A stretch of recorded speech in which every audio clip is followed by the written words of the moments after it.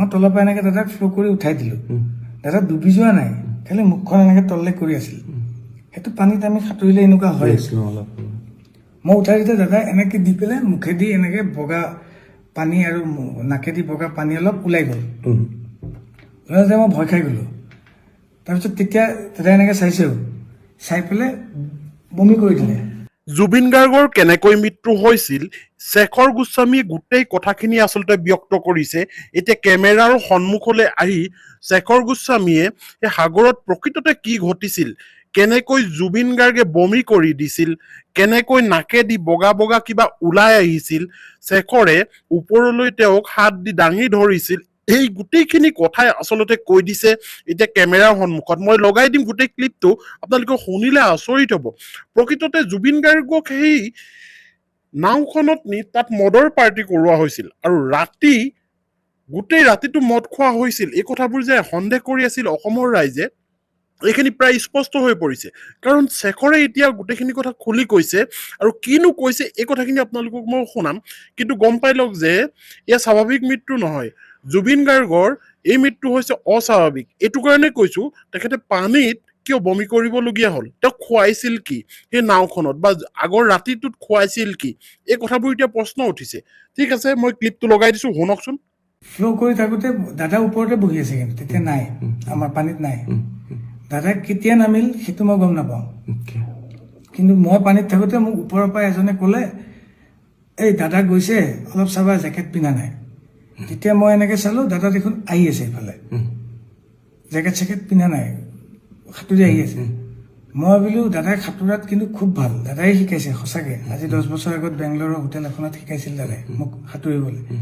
মই সাঁতুৰিবলৈ শিকিছোঁ যদিও সেনেকুৱা সাঁতোৰ নহয়, মোৰ এনেই পানীত থাকিলে অলপ ভাল লাগে আৰু।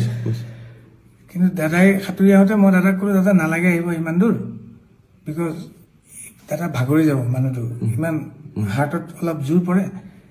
কৈ আছোঁ যদিও মানা নাই, মানে দাদাই কথা শুনা নাই, আপোনালোকৰ কথা শুনা নাই। তথাপি বহুতবাৰ কোৱাৰ পিছত বুজি পালে, বুজি পাই পেলাই মই একদম লগত ওচৰত আছোঁ। দাদা ঘূৰি দিলে, ঘূৰাৰ পিছত মই কৈছোঁ অ'কে, ঘূৰিছে যেতিয়া আমি ৰিটাৰ্ণ ৰ'ব, ক্লিপটো শেষ হৈ যোৱা নাই, আৰু বিস্ফোৰক তথ্য দিছে। শেখৰে কেনেকৈ সেই তাত জুবিন গাৰ্গক কেনেকৈ হেল্প কৰিছিল আৰু জুবিন গাৰ্গক কেনেকৈ অনুৰোধ কৰিছিল যে দাদা নাহিব, আপুনি বিনা জেকেটত আহিছে, আপুনি লাইফ জেকেট পিন্ধা নাই, আপুনি ভাগৰুৱা। আৰু সেই বোটখনত প্ৰকৃততে তেওঁলোকে বিয়েৰ খাইছিল বুলি শেখৰে কৈছে। আৰু সেই শেখৰে কৈছে যে দাদা আচলতে সেই পানীত থাকোতে হয়তো নাইকিয়া হৈছে নেকি, কাৰণ উঠখন আৰু ভৰিৰ যিটো বুঢ়া আঙুলি আছিল, সেই বুঢ়া আঙুলিটো আচলতে নীলা পৰি গৈছিল। জেনেৰেলি জুবিন গাৰ্গৰ উঠটো ৰঙা হৈ থকা দেখা যায়, আমি সকলোৱে দেখিছো, কিন্তু সেইখিনি সময়ত নীলা হৈ গৈছিল। হয়তো অত্যাধিক তেওঁ দুৰ্বল হৈ গৈছিল, হয়তো ফুড পয়জনিং হৈছিল, ইত্যাদি ইত্যাদি বহু কথা এতিয়া জুমুৰি দি ধৰিছে তেখেতৰ অনুৰাগীসকল। গতিকে চিঞৰি আছে নৰ্থ ইষ্ট ফেষ্টিভেললৈ লৈ যোৱা শ্যামকানু মহন্ত আৰু সিদ্ধাৰ্থৰ ওপৰত বিচাৰ হ'ব লাগে বুলি। ঠিক আছে, ইয়াৰ ক্লিপটো শুনকচোন, ইয়াৰ পিছত মই লগাই দিছো।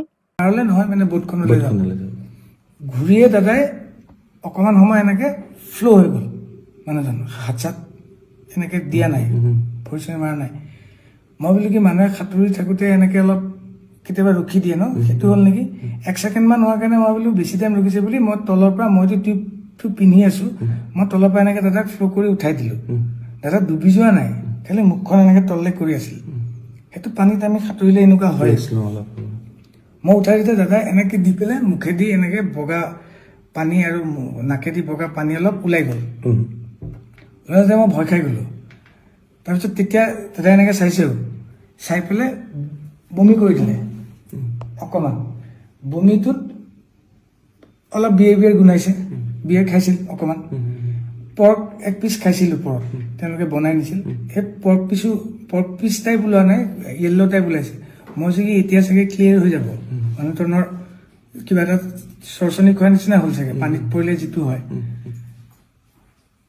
তাৰপিছত মই তেওঁক দাঙি ধৰি আছোঁ, কিন্তু তেওঁৰ যোনটো এফৰ্ট, এজন মানুহক উঠাই দিলে এটা এফৰ্ট থাকে ন, মই উঠাইহে ধৰিছোঁ। মই তেওঁক কোচত লৈ থকা নাই পানীত, মই জাষ্ট ডুবিব নোৱাৰাকৈ, তেওঁ যিহেতু টিউব পিন্ধা নাই, মই এনেকৈ ধৰি আছোঁ।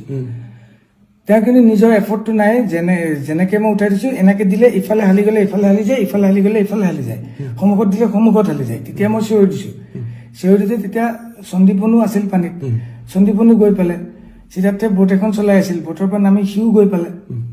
ওপৰত থকা আমাৰ যিখন বোট চলাইছিল পাইলটজন, তেওঁ জাপ মাৰি দিলে পানীত, জাপ মাৰি পেলাই 10 ছেকেণ্ডৰ ভিতৰত তেওঁ গৈ পাইছে।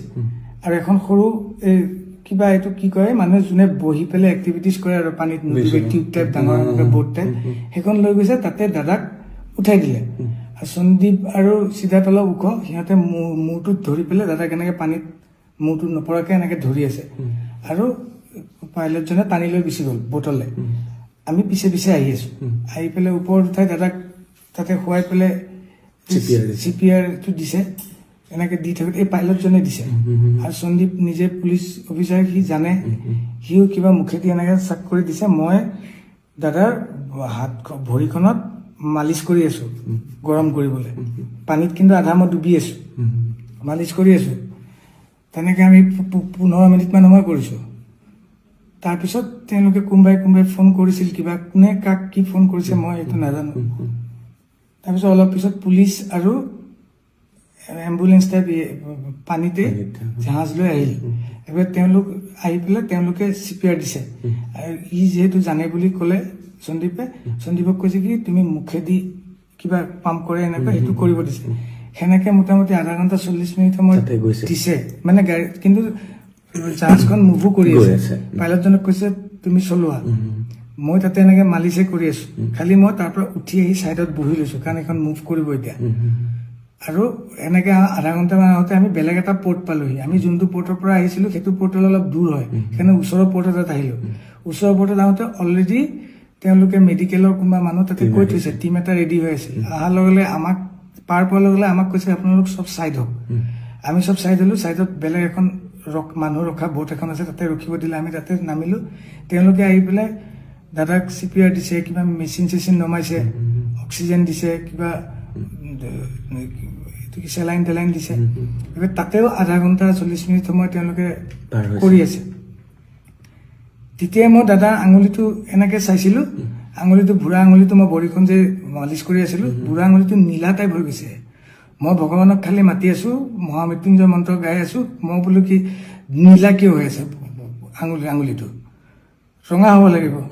দাদাৰ উঠখন সদায় ৰঙা হৈ থাকে, নীলা টাইপ হৈ গৈছে। মই তেতিয়া ভাবিছো নীলা কিয় হৈ গ'ল। তেতিয়া মই নাৰ্ছজনীক সুধি আছো, তেওঁলোকক সুধিলে তেওঁলোকে ক'বলৈও মানে তেওঁলোকে ভালকে ইংলিছটোও নকয়, কিবা তাতে মই কৈছো পালছ আছে নে নাই, তেওঁলোকে মোক এনেকে দেখাইছে, আমাক কিন্তু যাব দিয়া নাই, চাইডত ৰখিব দিছে। তাৰপিছত অলপ পিছত বেলেগ আৰু টিম আহিল, পুলিচৰ এনেকুৱা এম্বুলেন্স টাইপ এনেকুৱা মানুহে কিবা লৈ আহিছে। দাদাক টানি নি তাহাঁতকে উঠাই গ'ল। আমাক কৈছে আপোনালোক কোনো মুভ কৰিব নোৱাৰি, ইয়াতে থাকক।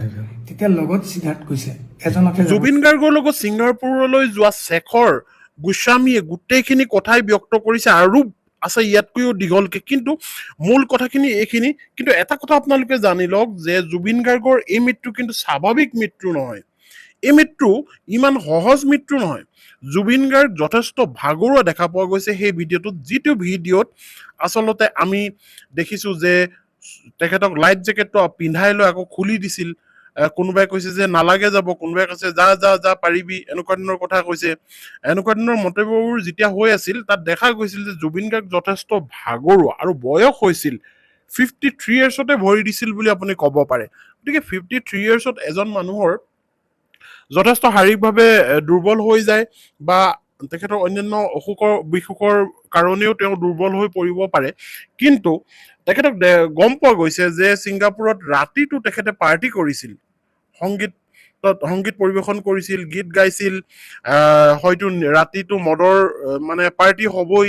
আৰু বিশেষকৈ এটা কথাই বেছি আচৰিত আমাক কৰি তুলিছে, সেইটোৱে হৈছে কি সেই যিখন য়ট লৈ গৈছিল, যিখন নাও লৈ গৈছিল, তাত মদৰ আচলতে পাৰ্টি হৈ আছিল। গাহৰি মাংস পৰ্যন্ত তাত বনাই মেলি খুৱাই দিয়া হৈছিল, গাহৰি মাংস বনোৱা হৈছিল, মদৰ তাত পাৰ্টি হৈছিল, বিয়েৰ বুলি কৈ কোনোবাই হয়তো চৰবত বুলি ক'ব পাৰে, একো নহয়, অকণমান এলকহল থাকে, কিন্তু নহয়, সেই অকণমান যদি বেছিকৈ খোৱা হয় সেইটোৱে বেছি হৈ যায়। বিয়েৰ যদি এজন মানুহে দুৰ্বল মানুহে এটা বিয়েৰ খাই দিলে তেওঁৰ ফুল নিচাও হৈ যাব পাৰে, তেখেতৰ শাৰীৰিক সক্ষমতাৰ ওপৰত আচলতে এই কথাটো আহি পৰে। গতিকে দেখা গৈছে যে এইখিনি সময়ত জুবিন গাৰ্গক বহুত বেয়াকৈ আচলতে অত্যাচাৰ কৰা হৈছিল ছিংগাপুৰলৈ নি। কাৰণ তাৰ মানুহখিনিয়ে হয়তো ভাবিছিল যে জুবিন গাৰ্গক কম সময়ৰ কাৰণে আমি পাইছো, গতিকে আতিথ্য কৰি যাওঁ। কিন্তু তেওঁৰ আতিথ্য কৰা মানে এইটো নুবুজায় যে মদৰ আতিথ্য, মদ খোৱালেহে যেন তেওঁ সন্তুষ্ট হয়। বাকী ধৰণেও তেওঁক সন্তুষ্ট কৰিব পাৰি, কথা বতৰা অন্যান্য ভাত পানী ধুনীয়াকে সুষম আহাৰ খুৱাইওতো তেখেতক সন্তুষ্ট কৰিব পাৰি। কিয় কেৱল মদৰ ওপৰত কিয় লাগি থকা হয়? আৰু এতিয়া প্ৰশ্ন উঠিছে শ্যামকানু মহন্ত আৰু সিদ্ধাৰ্থৰ ওপৰত। এই দুজন ব্যক্তিৰ ওপৰত আচলতে CIDৰ ওপৰত মানে এখন কেছ দিয়া হৈছে, আৰু সেই কেছখনৰ বিচাৰ কেতিয়ালৈ হ'ব কোনেও আমি গম নাপাওঁ। নে ৰাজনৈতিক ব্যক্তিসকলে ৰক্ষণাবেক্ষণ দিছে সেই কথাটো আমি গম নাপাওঁ। কিন্তু আমি আশা কৰিম, আৰু অনুৰাগীয়ে আশা কৰিছে, অসমৰ ৰাইজে আশা কৰিছে যে এয়া বিচাৰ হ'ব লাগিব। এতিয়া সম্পত্তিৰ কথাও আহি পৰিছে, আৰু সেই হোৱাটছআপ যিখিনি স্ক্ৰীনশ্বট আপোনালোকে দেখিছে মিডিয়াবোৰত, তাতো উল্লেখ হৈছে যে ঘৰত থকা হলেও দাদা হয়তো জীয়াই নাথাকিল হয়, এনেকুৱা ধৰণৰ কথাও আহিছে। তেনেহলে প্লেনিং আছিল নেকি? এইটো কেনেকৈ প্লেনিং আছিল? দাদা যদি ছিংগাপুৰ নগল হয় তেনেহলে ঘৰত থকা হলেও এনেকুৱা হবলৈ আছিলে মানে কি? আগৰ এটা ভিডিঅ' ক্লিপত আপোনালোকে দেখিছিলে তেওঁ লাইফ জেকেটটো পিন্ধি জুবিন গাৰ্গে জঁপিয়াই দিছিল। তাত এনেকুৱা কিছুমান কথা আচলতে হৈছিল যে জুবিনক মাৰ্ডাৰ কৰ, এচিড ঢালি দিম, এনেকুৱা ধৰণৰ কথা কিছুমান আচলতে তাত আমি শুনিবলৈ পাইছিলো। গতিকে আমাৰ কিছু চিন্তাৰ উদ্বেগ ঘটিছে যে কিয় এনেকুৱা ধৰণৰ কথা বতৰা তাত হৈছিল, বা কিয় কৈছিল? কাৰণ মদ খাই আছিল, মদ খোৱাৰ পিছত আচলতে বহু কথা আচলতে মানুহে কৈ দিয়ে। ঠিক আছে দিয়ক, ভিডিঅ'টো যদি ভাল লাগিছে তেনেহ'লে like comment share and subscribe কৰি ৰাখিব।